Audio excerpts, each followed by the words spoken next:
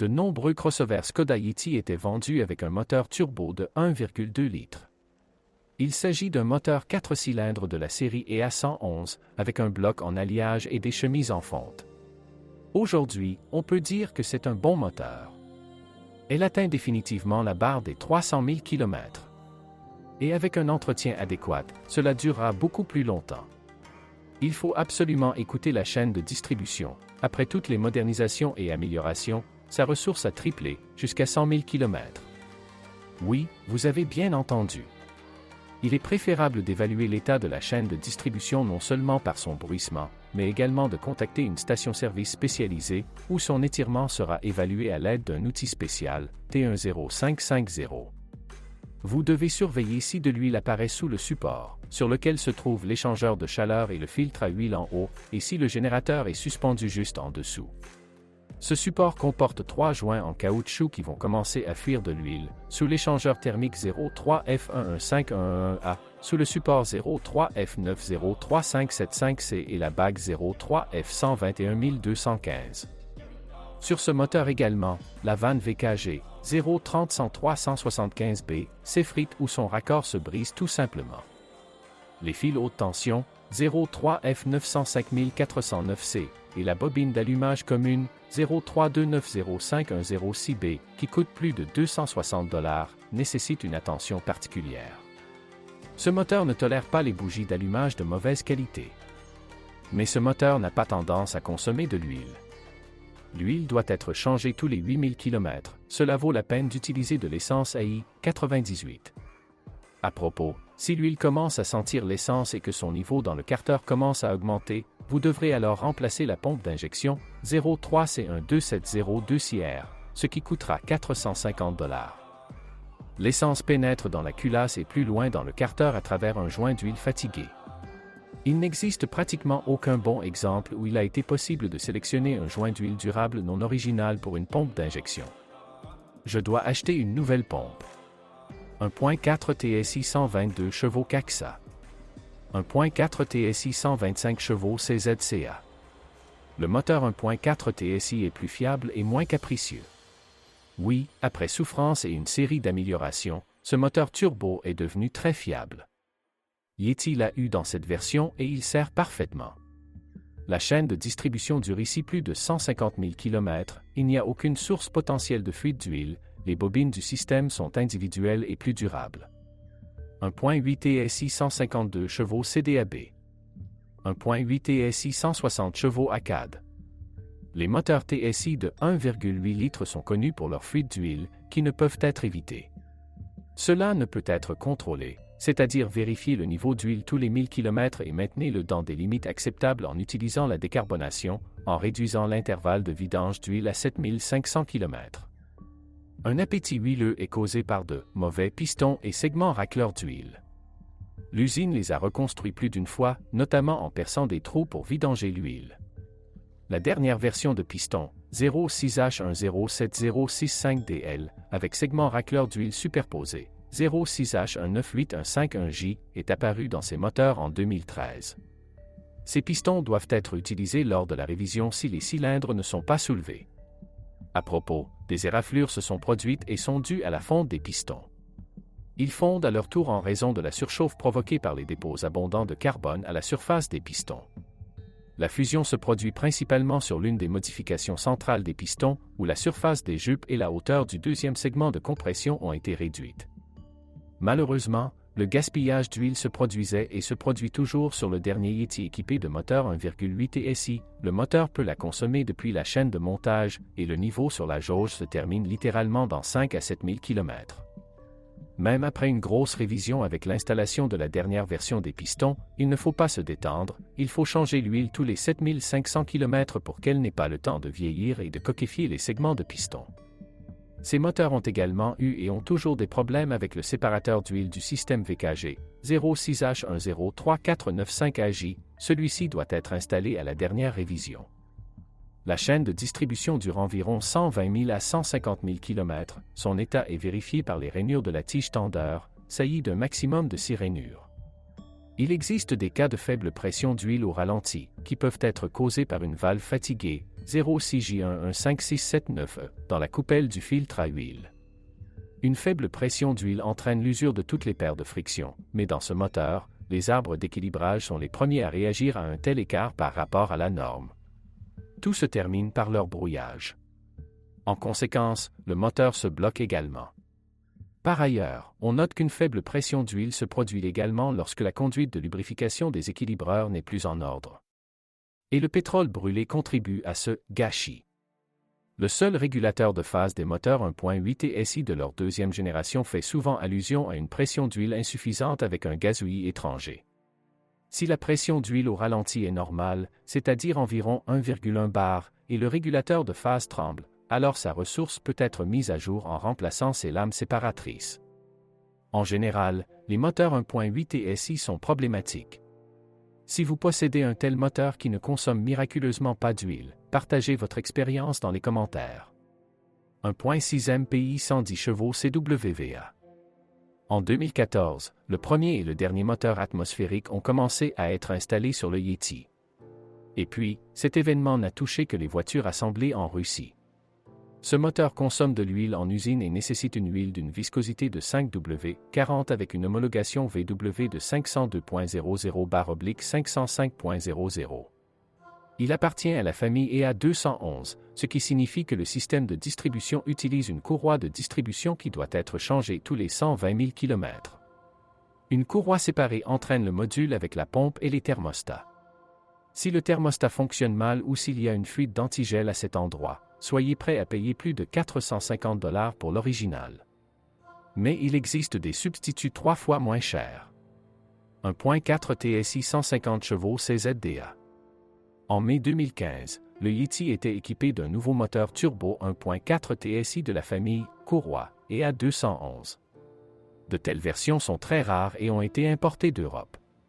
C'est un bon moteur, même s'il est rappelé pour le remplacement sous garantie de la culasse. En substance, il s'agit du même 1,6 MPI, mais avec une turbine et une injection directe. 1.6 TDI 105 chevaux CAIC. Les moteurs diesel Skoda Yeti sont très rares. De 2010 à 2013, une version avec un moteur 1.6 TDI a été produite. 2.0 TDI 110 chevaux ALFC, CUUA. 2.0 TDI 140 chevaux CBDB, CFHC. 2.0 TDI 150 chevaux cube, DFSB. 2.0 TDI 170 chevaux Sega, CFJA. Il est plus réaliste de trouver un Yeti avec un moteur diesel de 2 litres, mais de tels exemples restent uniques. Nous avons un examen détaillé de ce moteur, car c'est très courant sur d'autres modèles vagues.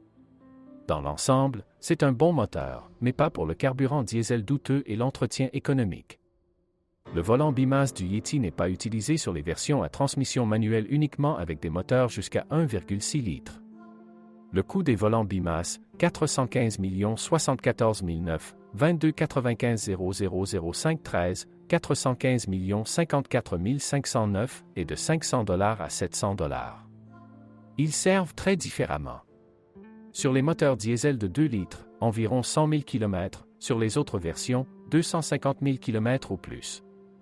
MQ 250/0 à 4.5, SIN, transmission manuelle. 5. SIN, la mécanique du Yeti ne se trouve qu'avec le 1,6 MPI atmosphérique, il ne pose aucun problème. MQ 200/0 JC, SIN, transmission manuelle. 6. SIN. La boîte de vitesse manuelle MQ200, associée au moteur 1.2 TSI, se met souvent à bourdonner dans le Yeti, et ce bourdonnement peut être confondu avec le bourdonnement des roulements de roues.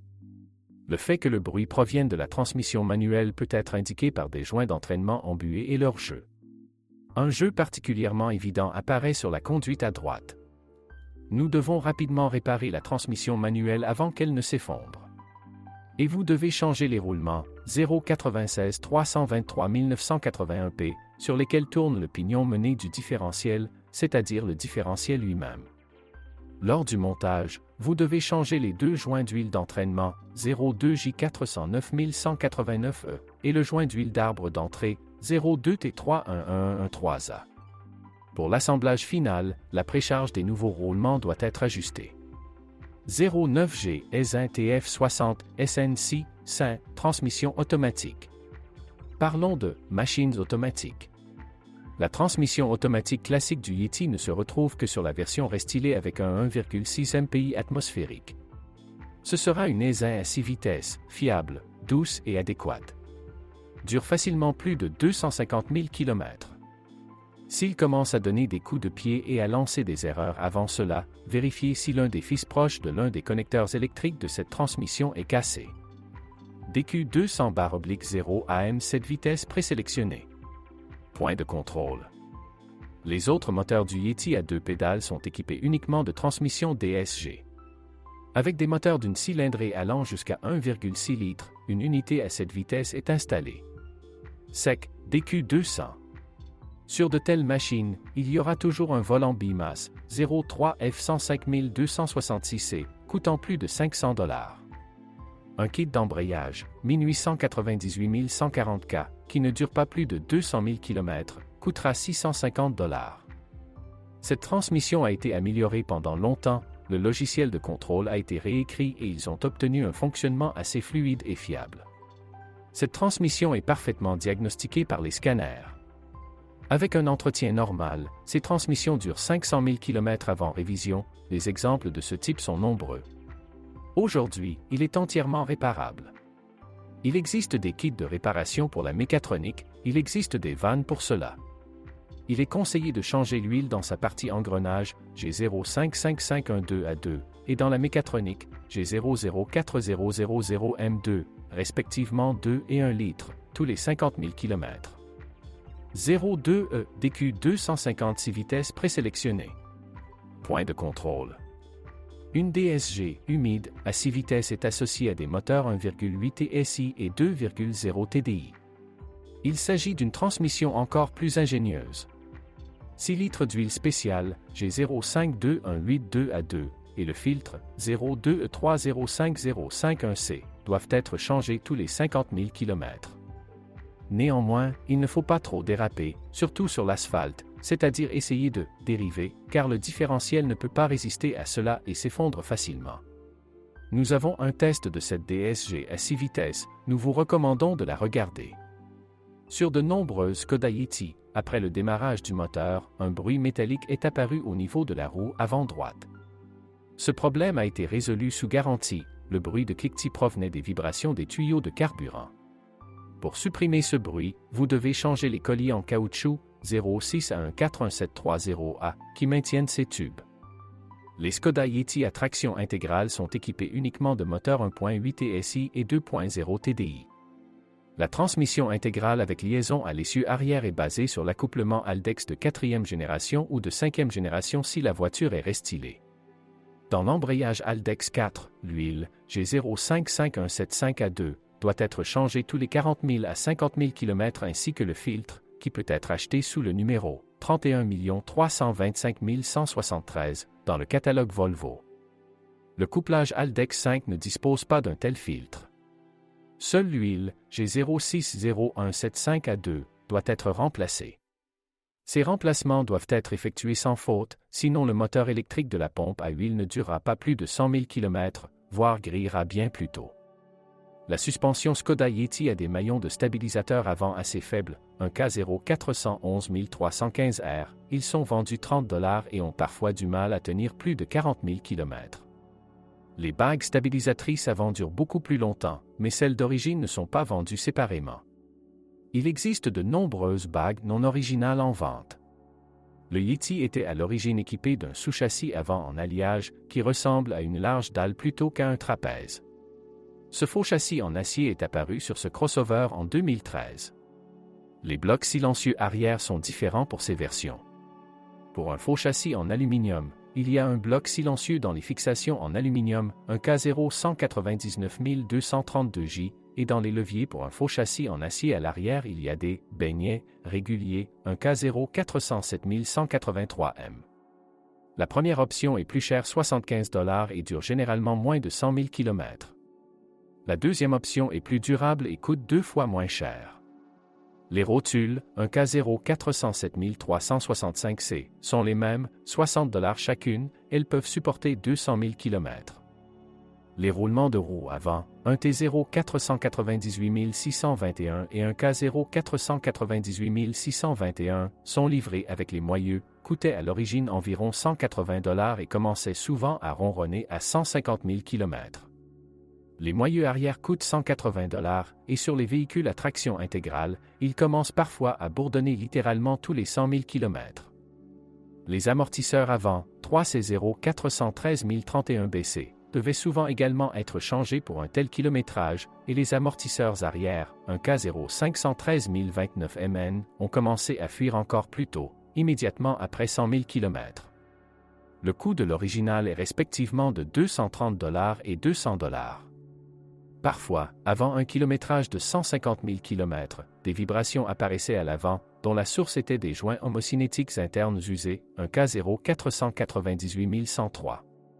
Ils peuvent être achetés séparément pour 220 $. Il existe de nombreux substituts beaucoup moins chers. La suspension arrière de tous les Yeti est indépendante à 3 bras, il n'y a de différence qu'au niveau des axes de roue. Tous les cylindres-blocs ne sont pas détaillés. Le bloc silencieux avant du bras oscillant, un K0 505 541D, coûte 15 $, le bloc silencieux inférieur de l'essieu, un K0 505 553A, coûte environ 20 $. Tous les autres sont vendus soit avec des leviers d'origine, soit auprès de fabricants non originaux. Le corps du Yeti est un grand espace continu. Surtout sur les voitures fabriquées avant 2013. Il y a beaucoup de problèmes de peinture sur les exemplaires ultérieurs, mais ils sont moins nombreux. En général, il est peu probable que vous puissiez trouver un Yeti dont tous les panneaux de carrosserie sont dans la peinture d'origine. Cela ne peut arriver qu'avec une voiture qui n'a même pas roulé sous la pluie. On dit que la raison en est la mauvaise qualité du sol de l'usine. Les propriétaires de Yeti sont probablement conscients des problèmes de peinture. Nous vous dirons notamment que de la corrosion et des écailles de peinture, signature de VW, apparaissent près de toutes les poignées de porte, sur les arches arrière et les ailes le long de la jonction avec le pare-choc. Souvent la peinture gonfle à l'extérieur des portes sur tout le plan sous les moulures et sur tout le caoutchouc interporte, le joint entre les portes latérales sur la ligne du deuxième montant de carrosserie. D'ailleurs, sur le Yeti restylé, ce saut est devenu plus doux. Si vous constatez que ce caoutchouc déteint sur la peinture, principalement sur le bas des portes, coupez-le simplement en dessous du niveau des moulures. Naturellement, de la corrosion apparaît sur les ailes avant. Et ce n'est que ce qui est visible de l'extérieur. De plus, les bords des portes rouillent, notamment leurs coins inférieurs. Le métal derrière les pare-chocs rouille. De plus, la corrosion se développe rapidement, des trous de la taille d'une pièce de monnaie apparaissent. De manière générale, il faut s'attendre à de la corrosion sur la peinture partout, le long des moulures et des joints, le long des barres de toit, derrière la plaque d'immatriculation arrière et partout dans les ouvertures. La même chose se produit au fond, toutes les zones non protégées par une composition anti-gravier fleurissent facilement et se transforment en poussière. J'ai particulièrement peur des parties inférieures des rapides. En général, ce qui pourrait sauver le corps du Yeti de la corrosion lors des hivers salés et des conditions humides était de laver quelques fois par semaine avec un séchage et un essuyage minutieux de toutes les surfaces où le sel s'accumule et n'est pas lavé. Par exemple, les bords inférieurs des portes. Traiter le corps avec de la cire dure ou d'autres composés ayant un bon effet hydrophobe fonctionne également bien.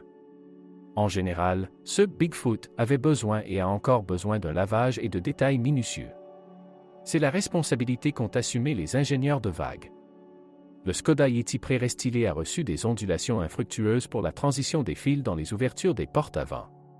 À cause d'eux, les fils se plient au point de se casser. De ce fait, l'isolation des fils éclate d'abord, puis ils se cassent un à un. Les composants électriques des portes cessent de fonctionner et des erreurs apparaissent indiquant des ruptures dans leur circuit. Les ondulations de porte du Yeti d'avant restylage sont remplacées par des ondulations améliorées 5N0 959 843B en forme de U avec une déflexion. Les ondulations à l'ancienne sont droites. Pour installer une nouvelle ondulation, vous devrez construire, étendre, les fils. Parfois, le Yeti peut cesser d'allumer l'éclairage du coffre, c'est-à-dire la lampe ne s'allumera pas et la voiture ne verra pas l'ouverture de cette porte. Ou la voiture signalera que le coffre n'est pas fermé, alors qu'en fait la porte est claquée. Dans ce cas, le frein de course, situé dans la serrure du coffre elle-même, est à blâmer. Une nouvelle serrure de coffre d'origine, 5L6827505E, coûte environ 120 $. Mais si vous le souhaitez et si possible, il peut être démonté, même si ce n'est pas facile, afin de remplacer le frein de course par un autre adapté. Il arrive que la serrure tombe en panne, soit le moteur ne montre plus de signe de vie, soit il ronronne, mais la porte ne se déverrouille pas. Dans ce cas, vous devrez certainement installer une nouvelle serrure. Une autre raison pour laquelle la serrure et d'autres appareils électriques de la porte arrière s'éteignent peut être la rupture des fils de la porte arrière. Cela arrive moins souvent, mais vous devez rechercher une cassure dans l'ondulation. À propos, dans le Yeti Restylé, une lampe de poche LED amovible est responsable de l'éclairage du coffre. S'il ne brille plus, vous devrez alors changer les piles NiMH, nickel métal hydrure, qui y sont intégrées. Il arrive que l'essuie-glace arrière cesse de fonctionner. C'est la faute d'un moteur défectueux, 5J795571C, qui, avec boîte de vitesse, se vend 140 $. Lors de son remplacement, mettez à jour le joint correspondant, 5J79555758. Au fil du temps, le feu stop central peut se détacher de la carrosserie à cause de fixations cassées. Cela peut être dû au gonflement des coiffes de safran situées en dessous. Après cela, l'eau de pluie et l'eau de lavage pénètrent à l'intérieur et s'écoulent par la lunette arrière. L'intérieur du Yeti est de conception simple et assez durable. Cependant, des années de fonctionnement n'épargnent pas la surface de la jante du volant, abrasion formée par 100 000 km. L'écarté autour du levier de transmission manuel et du levier de frein de stationnement éclate à 200 000 km. Et les verres de la balance se raient étonnamment facilement avec des chiffons lors de l'essuyage de la poussière et deviennent même troubles. Mais ces problèmes peuvent être résolus grâce à l'anti-rayure. La pédale d'accélérateur au sol peut tout simplement tomber si sa charnière inférieure, réalisée comme un coude dans le plastique, se brise. Cela peut se produire en hiver si l'eau qui s'écoule des chaussures y gèle. Il est préférable de remplacer la pédale par une pédale entière, une d'occasion fera l'affaire. Parfois, les propriétaires fabriquent leur propre charnière et y fixent la pédale avec des vis. Avec l'âge et le kilométrage, le trapèze de l'essuie-glace de la Skoda Yeti peut se bloquer ou se mettre à fonctionner avec un grincement ou très lentement. Cela est dû à l'humidité et à la corrosion. En général, avant la saison automne-hiver, il vaut la peine de retirer le trapèze et de bien lubrifier ses articulations mobiles. En même temps, vous pouvez nettoyer tous les débris sous le pare-brise. Comme d'autres modèles vagues sur cette plateforme, Yeti peut avoir des problèmes avec le ventilateur poêle. Il n'y a pas de filtre devant lui, donc toute la poussière du monde extérieur pénètre à la fois sur les pales et sur l'arbre. En conséquence, le moteur commence à hurler lorsqu'il tourne. Mais il peut être retiré, nettoyé et lubrifié sur l'arbre. L'entrée d'air dans l'habitacle se fait du côté droit, sous le pare-brise. Vous pouvez installer ici un filtre plat sous la calandre, par exemple, un chapeau d'un carburateur UAZ 31512-1109080-02 convient. Des problèmes avec les registres de climatisation sont également possibles. Il y en a plusieurs dans le système, si l'on arrête de fonctionner, le sens du flux d'air ou la commutation de la recirculation ne seront plus régulés. Tout cela peut être éliminé en remplaçant les servos d'amortisseurs. Si une odeur de lave-glace apparaît dans l'habitacle ou si ce liquide commence à s'écouler de la boîte à gants, alors ce n'est pas un incident si rare. En cas de fissure, le tuyau peut être coupé et raccordé à l'aide d'un kit de réparation spécial 5J09555871B. Il est rare de rencontrer des problèmes avec le fonctionnement des boutons du volant, alors que le klaxon ne fonctionne toujours pas et qu'il y a une erreur concernant l'airbag conducteur. Tout cela indique une rupture du câble de la colonne de direction. Elle fait partie de la libellule 5K0953569AP, c'est-à-dire bloc avec interrupteur de colonne de direction.